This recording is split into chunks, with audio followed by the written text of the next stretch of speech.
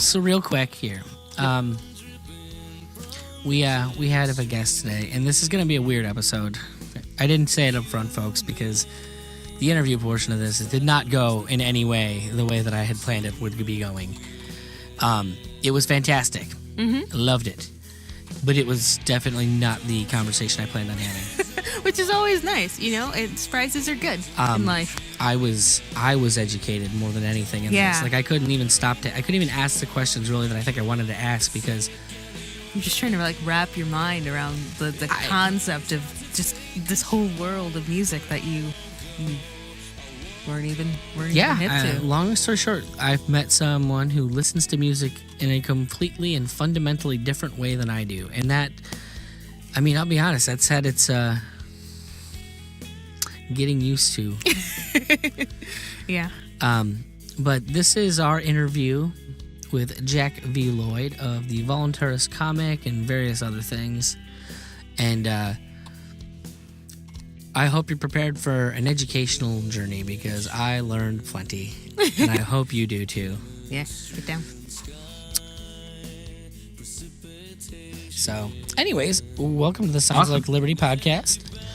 This is a podcast where we like to talk to libertarians about their taste in music to bring us together on something, which is usually polite or impolite ribbing about musical taste.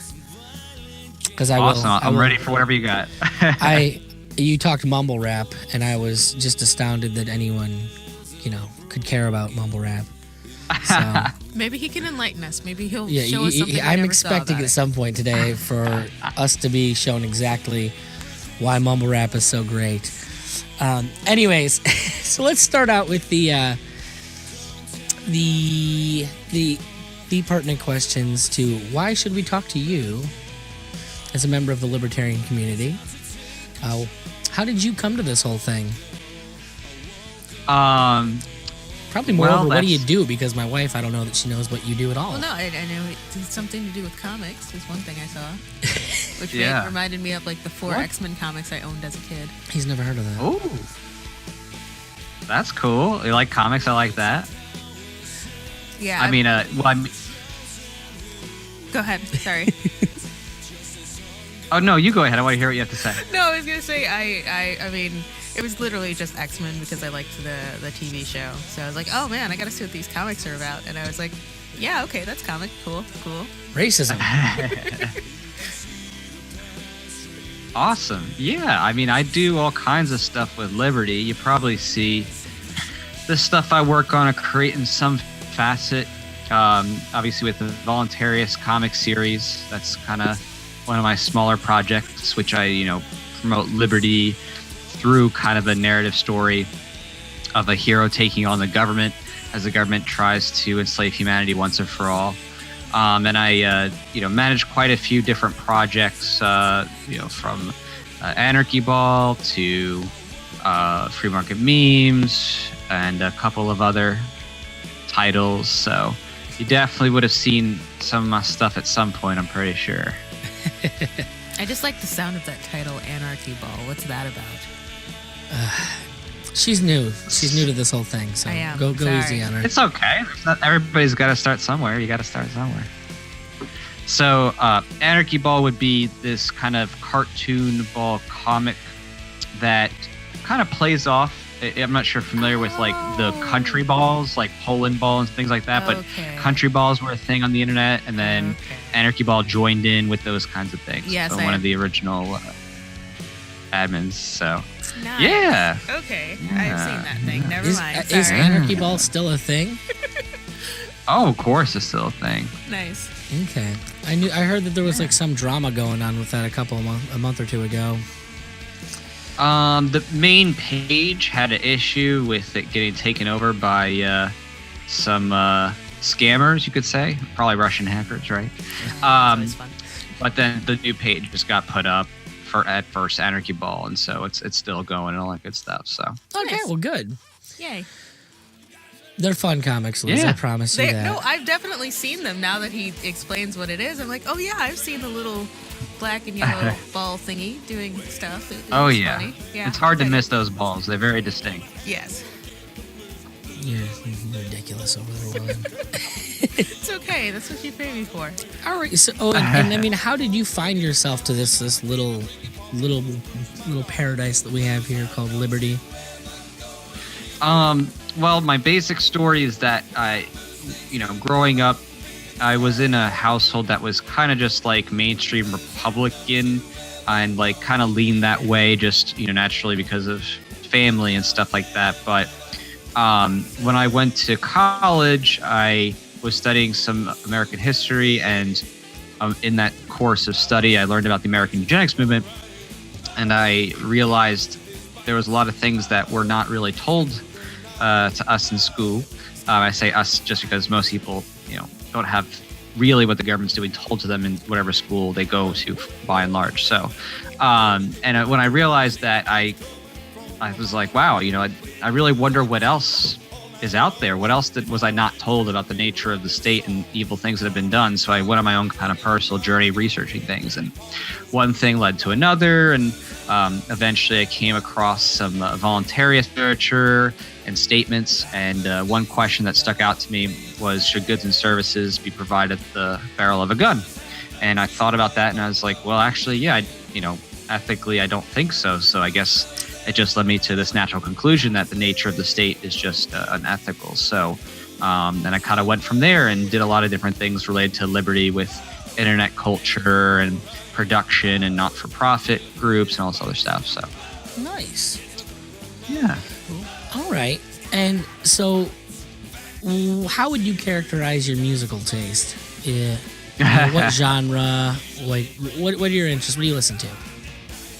Oh, goodness. So, I mean, if you were like going to my car and like turn on the music that I have already preloaded, you're going to hear a lot of stuff that is either EDM, rap, trap, SoundCloud rappers, that kind of stuff. So definitely things that would relate to like, have you heard of Kap Slap? Perchance, I don't know if you're I'm not familiar with sure. that. My brother is totally into the EDM. He's into like J-pop and K-pop, and he played something about like I'm a cow moo for me the other day, and it was just so weird. But I mean, I can dig it. I'm downright giddy over here that somebody's talking about music I don't know anything about. Like this is a good moment. I don't come across it very often. So I'm like super excited. Good. Educate me, my friend. What should I be listening to in this whatever this slapping movement is? Is this like wait? Is this like one of those things where like they just record porn and it becomes music? I'm just imagining things slapping on things, and that just kind of goes there. The Kap Slap's like a remix artist in like the I would say pop EDM scene. So they take a lot of mainstream songs that are more pop electronic, and they remix it with other music and vocals and loops that they themselves kind of put together. And so like Kap Slap would fall in the genre of like, have you heard of Marshmello? Yeah, I saw him. I saw a guy going as him last night for Halloween, actually. Oh, okay, so there you go. So that's starting to get a little familiar there. Like Diplo. I know that. Is that how you pronounce that name? I always thought it was Diplo. I always go by Diplo. I mean, that's what I heard. I saw him in concert up front, so it went by Diplo at the concert. No, that makes sense. I don't know that I've ever had a frame of reference, because there's a certain degree to which, like, genres that I don't listen to a lot. I know about them from print. I've never heard anybody talk about them. Just what I've read, and that's just how I assumed that name went. What is that show like? Is that like a guy with a looping station, or? Right, exactly. So there's like some looping and some mixtures and other things, and so they're taking a lot of pre-made music and kind of mixing the set live, a bit of DJing, a bit of looping. But that's like the mainstream electronic dance music remix artist scene that you'd see. So Porter Robinson. I don't know if you heard of him, but Tiesto kind of falls within that too. He's a little bit more. He's older too. Techno trance, but yeah. He's been around a long time. Right. So yeah, more modern versions of that kind of genre of Tiesto, but a little bit more, pop EDM stuff. And then of course I like especially trap and rap remixes. So like, trap is mixed electronic with the EDM and the rap. So, I like that kind of stuff. And of course, as you said, like the mumble rapper thing, I mean, it's not like I love all mumble rappers, but there's stuff that they make that mixes well with other things. Okay. So I'm gonna be honest, I thought you were just fucking with me. no, I'm not. So I'm even more excited real. that he was being completely honest. Oh yeah. Yeah, for real. So like people think of like Lil Pump, for example, but like I don't usually listen to Lil Pump on its own. Like it's usually remixed into something like Benzi or Shui, Okay. or something like that. So it's it's taking those things and mixing it up. Just like there's like Cardi B, she does rap, but I like it when they're remixed into something that's trappy EDM. Okay. But yeah, I mean, all the SoundCloud rappers that are popular, I like their mixes and remixes. I think it's funny, but it's like they do so well with just, auto tuning and mastering their voices. It just sounds good. You can't help it. You know what I mean? Like Lil Yachty. Yeah, I was gonna say he's the one that I'm most familiar with because I'm a big fan of Dram, and they've done a bunch of stuff together. And, Right, Broccoli, yeah. But he has a tendency to get on. That's the thing. Lil Yachty's done really good marketing wise. Like he's just on a lot of tracks that are really good tracks. I don't understand why anyone would ruin their trap with Lil Yachty, but it is what it is. Look, I mean, he's just I mean, he's not that great of a rapper, but like if you hear him raw, it's kind of like, okay, like I could be a rapper. Like when you hear him, and what I like in it too is. It's good. Because what you're describing is actually there was this version of "In the Club" by 50 Cent way back in the day, where somebody had actually like remixed that song, like the Pella, over "Closer" by 9 Inch Nails. Oh wow! And while I didn't particularly care for "In the Club" by 50 Cent, like the way it was, there was the way that it was arranged over that song. Like there's rhythmic things that he did that kind of sounded cheesy and hokey over the original beat, but when you throw them over that like very distinct, Trent Reznor beat, it almost there was points where it almost seemed like he was rapping heavily syncopated in reverse or something. Like it was fantastic, and it was gave that me. by. Oh, sorry. No, by Illumination Radio and Gels Mayhem and Howie Pyro, perchance? I couldn't even tell you it was by, because when I was listening to this, we're talking back in like the LimeWire days of downloading, so God knows what it said was who it was by. You had a virus when you downloaded it too. Oh, absolutely, absolutely. Invariably.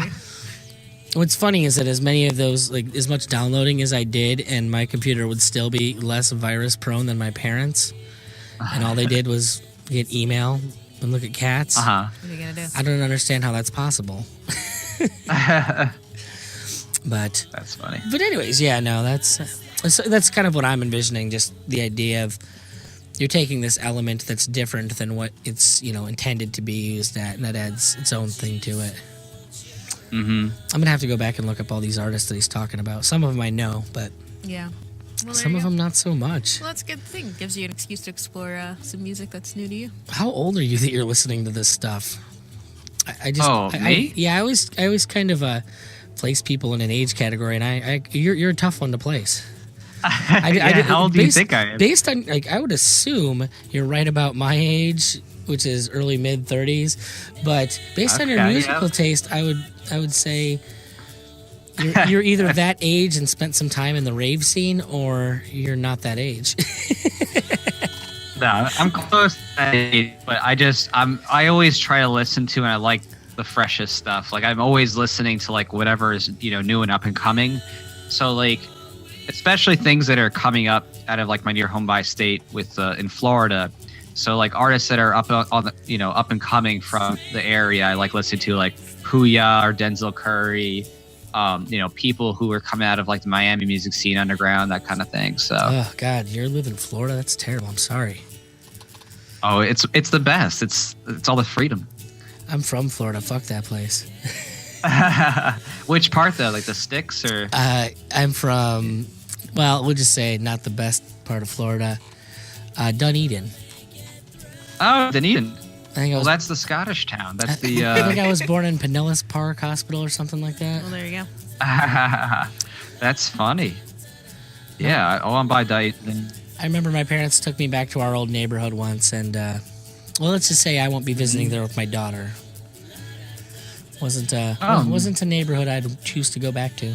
Awkward. When's the last time you've been to Dunedin? It's pretty built up. God, probably 10, 15 years now. Oh, there you go. Oh, it's totally different. It's totally different. It's not ghetto anymore? No, it's super ritzy, and it's got, they've built it all up, and they have really nice downtown area. Oh, then I won't be able to take my wife there. Yeah, that's going down south. They're gonna see black people, and then there's gonna be a problem. Yeah. Nah, He's be like, good. They just assume you're Unless Jamaican, Liz. she's worried about Scientology, then. Oh well. No, yeah, I'm yeah. worried about Scientology, but that's another affair. I guess I'm not more concerned with it than any of the other religions. So. But yeah, that's close to that area too. So. Nice. Okay. So obviously you've seen Marshmallow. Is that what we were talking about earlier? I've eaten marshmallows as well. They're tasty on graham crackers and chocolate. It's the only way to eat them. They ruin a lot of things by putting marshmallow in them, but I'll eat them on cereal and then s'mores. That's the way to do it. So what is the best concert you've ever been to? Oh, that's a good question. Gosh. So,